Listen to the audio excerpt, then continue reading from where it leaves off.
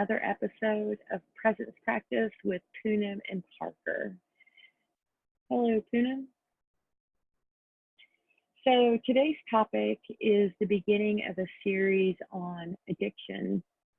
And this video, we're just going to discuss some observations around the qualities of addiction. What is addiction? What has Eckhart said about addiction? What's the definition?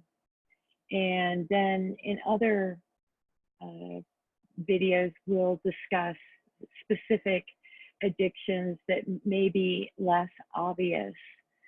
So we'll start today with Eckhart's The Power of Now, page 152 and 153. And I think this is a well-known quote of his. Every addiction arises from an unconscious refusal to face and move through your own pain. Every addiction starts with pain and ends with pain. Whether the substance you're addicted to are alcohol, food, legal or illegal drugs, or a person, you're using something or somebody to cover up your pain. That is why after the initial euphoria has passed, there's so much unhappiness, so much pain in intimate relationships. They do not cause pain and unhappiness. They bring out the pain and unhappiness that is already in you. Every addiction does that. Every addiction reaches a point where it does not work for you anymore, and then you feel the pain even more intensely than ever. So this is just a pattern. It's a pattern. It's a human pattern. A deep identification or feeling that we need to return to something that's harming us. So I looked up what the definition of addiction is.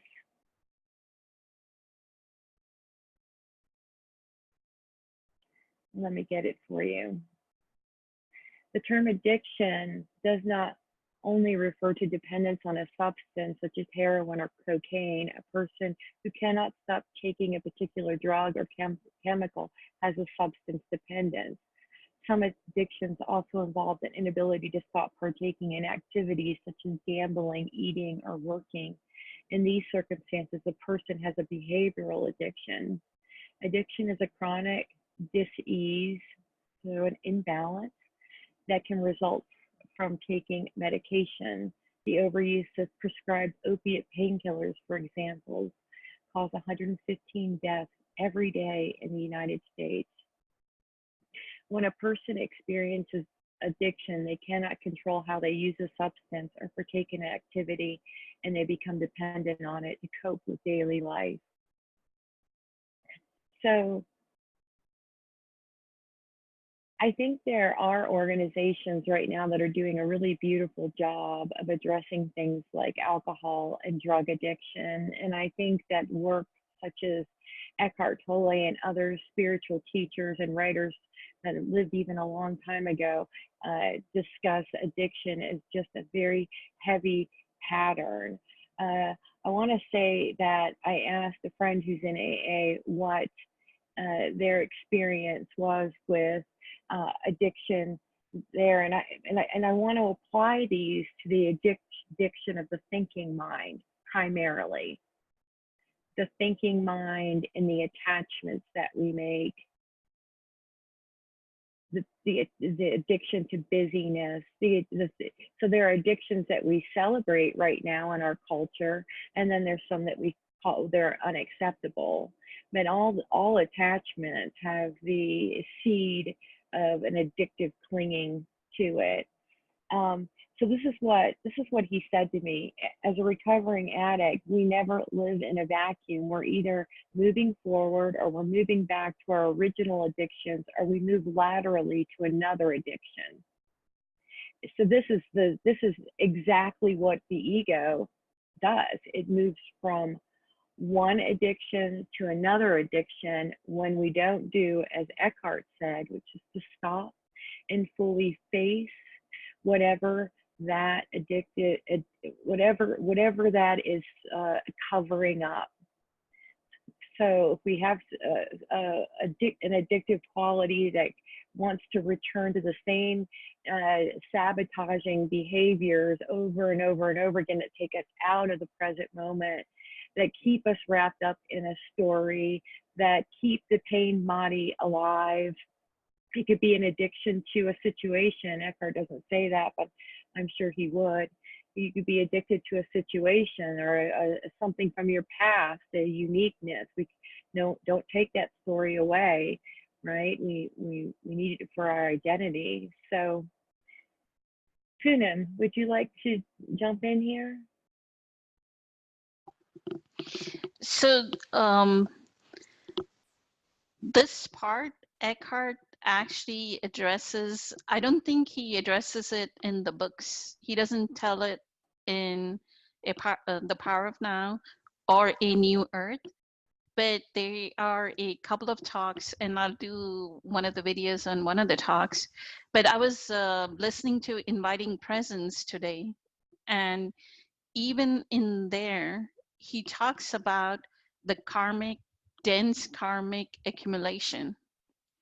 So human beings, and this is so important, that even the little baby, as soon as it was born with a certain karmic, like a pattern written at the energy level. And Sadhguru has a video where he talks about, and I don't understand yogic sciences, so I'm not going to speak to the authority of it. But he says, yeah, we have there's a memory of the physical body. There's a memory of the intellect.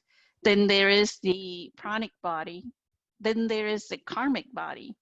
And the karma is what is holding this life force that is in us.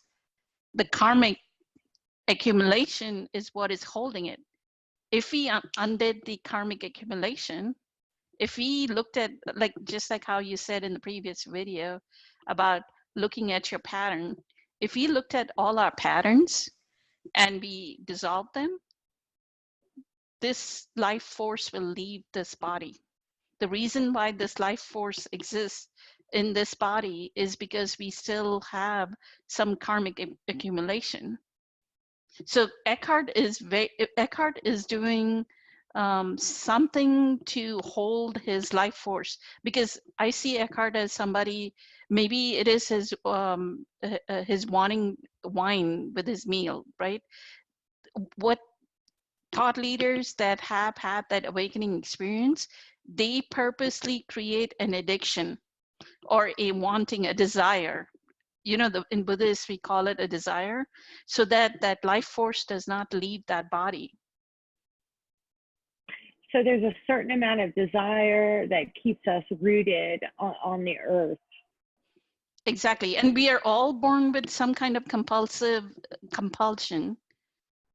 Some people are born with compulsion towards food. Some people, and it's genetically, and this is something we can talk about in a lot of videos.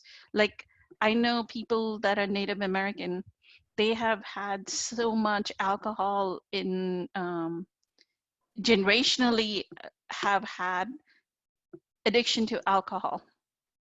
So if you were a newborn in a Native American family, then you already are born with that tendency. If generationally you already had sex as a, like, womanizing, right? And that's why I said I want Eckhart to speak to how did he get rid of his womanizing tendencies, because he would have been born with that compulsion because his dad had it. I wonder if it's a selection of patterns from a parent. I've also noticed sometimes the pattern, it doesn't always stay with one gender, but a lot of times it does. So that you see, it's almost like a groove that's very, very deep, and until there's an awareness of the groove. So there are people, I've known people that said that every single person in their family was doing drinking or drugs, and that they just would never touch any of it because there was so much of it.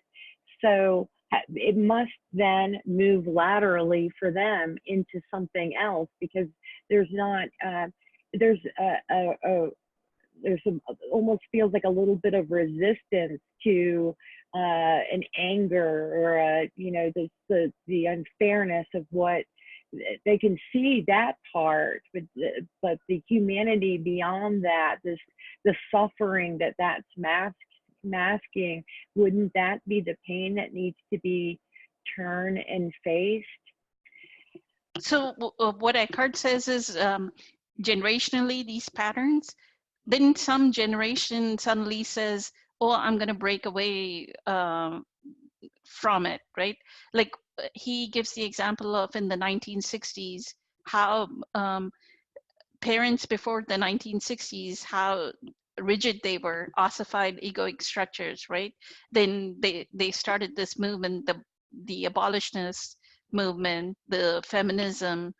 So the generation that was in the 1960s really felt that, right? That they needed to liberate themselves out of that. For me, it was verbal and physical abuse. My grandmother, my mother's mother, oh my God, she was like, you would literally shake just if she entered your presence. Yes. That heaviness, right? Like the strictness, the discipline on her face, right? It's almost like a school principal. I don't know, in India, my school principal used to have that kind of face, right? The moment you see Yeah. and you're like shivering like a leaf, right? When you see that person. My grandmother was that way. My mother was that way, right? She used verbal and physical abuse. So I was the generation that decided I'm going to do something different. I had a little bit of awareness. I don't know how I had it because I didn't have spiritual knowledge at that time. So yeah, I broke away from that, but I had addiction to buying. Like I used to buy things, the thing of approval, and it's not buying things for myself. I would buy things for others. The people pleasing, addiction to people pleasing, Yes. getting approval from others, Yes. right? So Yes. like if you invited me to a baby shower, I would buy the best gift possible for your baby shower. I spent like $500-600 on my sister-in-law's first baby shower myself, Oh, yeah. right? So Yes. it's something like that, like uncontrolled, and that may be why my ex-husband like said, oh, she spends too much, and caused friction, right, in the relationship. Well, I feel like we should end this video here, and that we should move into the videos. Let's do very specific ones, because this was, I mean, just this last piece you just did is its own video.